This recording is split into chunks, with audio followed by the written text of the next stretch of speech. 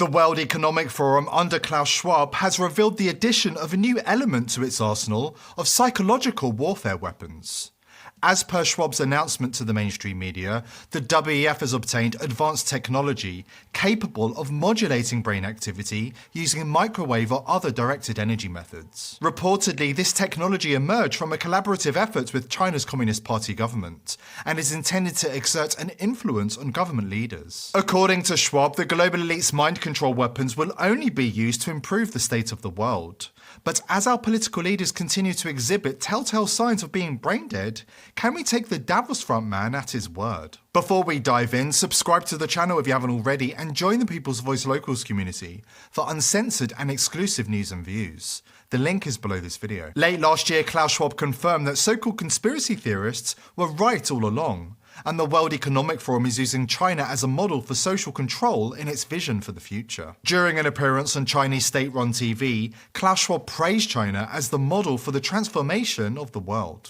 So we have to define how the world should look like, which we want to come out of this transformation period.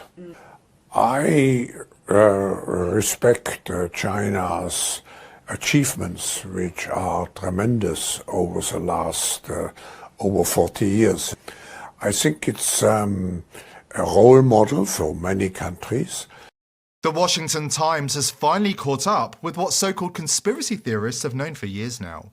The Chinese Communist government, in cahoots with Klaus Schwab and the globalist elite, have developed a series of neurostrike weapons designed to seize control of the world by targeting brainwaves. According to the Washington Times, unknown to many, the Chinese Communist Party and its People's Liberation Army have established themselves as world leaders in the development of neurostrike weapons.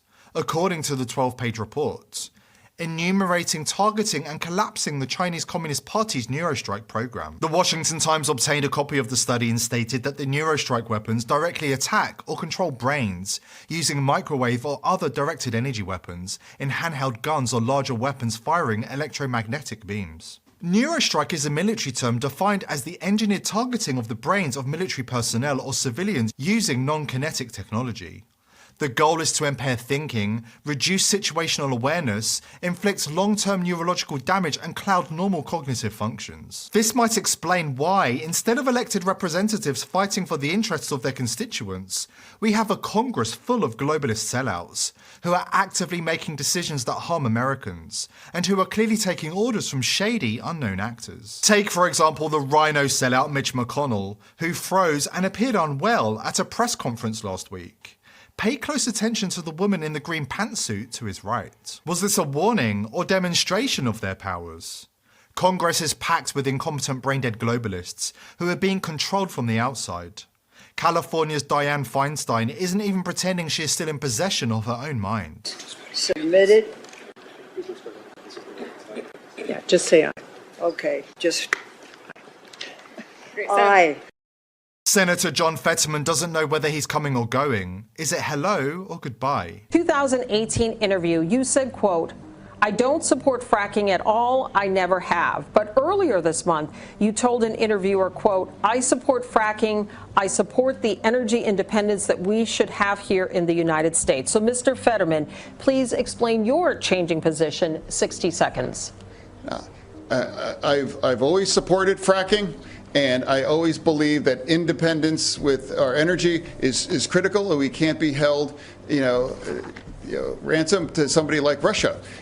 I've always believed that energy independence is critical, and I've always believed that, and I do support fracking. I've never taken any money from their industry, but I support how critical it is that we produce our own energy and create energy independence. I must correct the record. Just a second, Mr. Oz. I do want to clarify something. You're saying tonight that you support fracking, that you've always supported fracking, but there is that 2018 interview that you said, quote, "I don't support fracking at all." So how do you square the two? I do support fracking, and I support fracking, and I do support fracking.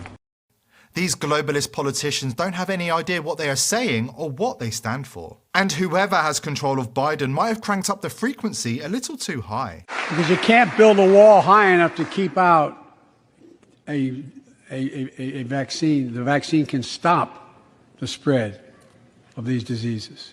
If it holds near and dear to you that you like to be able to, anyway.